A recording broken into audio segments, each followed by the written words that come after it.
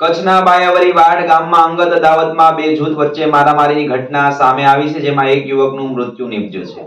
આ ઘટનાની જાણ થતાં પોલીસે તાત્કાલિક કાર્યવાહી કરીને મુખ્ય આરોપીની ધરપકડ કરી છે. ત્યારે મળતી માહિતી અનુસાર બાયાવરી વાડ ગામમાં બે જૂથ વચ્ચે અંગત અદાવતમાં જોરદાર મારામારી થઈ હતી, જેમાં બેગ મામદ જત નામના યુવકનું ગંભીર ઈજાઓ થઈ હતી. તેને તાત્કાલિક સારવાર માટે હોસ્પિટલ ખસેડવામાં આવ્યો હતો, પરંતુ સારવાર દરમિયાન તેનું મૃત્યુ થયું હતું.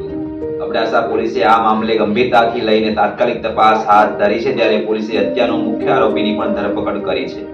આ ઘટનાને કારણે ગામમાં તંગદિલી માહોલ છવાયો હતો. જો કે હાલની સ્થિતિ નિયંત્રણમાં છે. ત્યારે આવી સ્ટોરી સાંભળવા માટે અમારી ચેનલને લાઈક કરો, શેર કરો અને સબસ્ક્રાઇબ કરો. આભાર.